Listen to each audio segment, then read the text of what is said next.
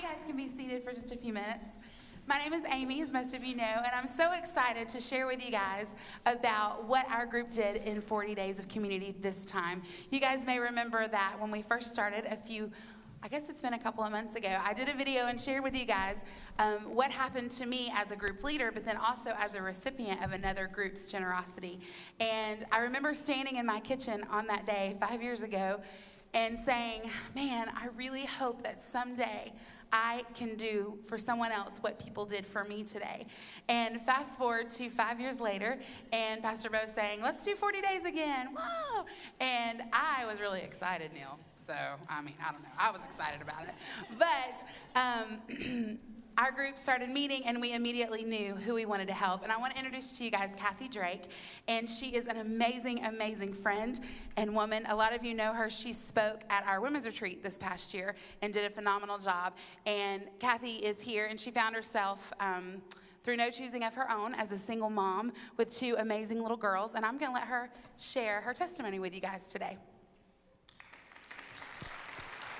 Good morning. Thank you so much for allowing me to be here today. So last Saturday morning, I was minding my own business. I was trying to get some housework done. Little overwhelmed at the amount that I had to do. I am a single mom. I teach second grade, and I'm taking classes myself. So sometimes the house gets pushed to the back burner. And I had plans to meet up with Amy later in the day, and I had called her the night before, and she'd been a little bit evasive about a time, which is not really like Amy. And I kind of thought, well, I wonder what's going on. But she was in Sam's. She was busy. And so I thought, well, maybe that was it. And saying that she was in Sam's, she said to me, Cathy, what do y'all need? And I thought, oh, girl, if I could only tell you, but I didn't want to burden her, with any of my stuff. And so I said, I gave her a couple things. Get some goldfish and some chips. My kids will like that.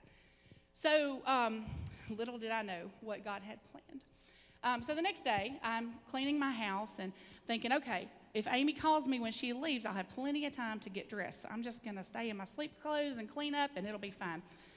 Just as I get started, I noticed some cars parking in my yard, and I thought, what in the world? So I look out the window, and there's a U-Haul down the street, and I thought, okay, good. They're just here to help my neighbors move. They can park in my yard. I'm out of here in a minute anyway. This is perfect. No problem.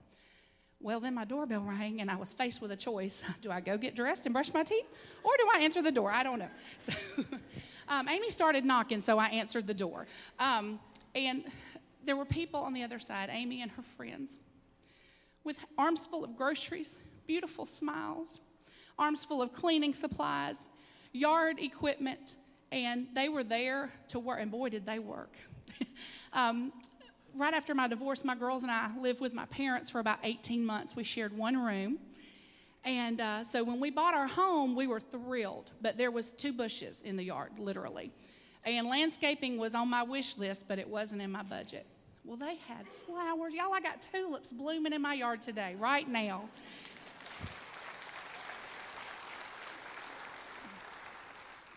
They had, I can't even list the things that they brought, groceries and cleaning supplies and a special basket of stuff just for me. And they came in and they got to work, and they worked hard all day. So I would like to thank Liz and Abram Holder, Lindley Stroop, Chris, Amy, Jefferson, and Jackson Davis, Beth Carl and Morgan Boyette, Joe and Denise Wells, and Nancy and Mark Christopherson, because they came and they made a difference in my life. They were literally the hands and feet of Christ. And one of the great things that I got to do the next day, my kids were with their dad when all this happened. The next day I got to walk my kids around and show them what God had done for us. And it's just a true miracle and a true blessing in my life. So I thank the people that came, the community group, but I also thank Community Bible Church for being a church that encourages your members to get out and be the hands and feet of Christ.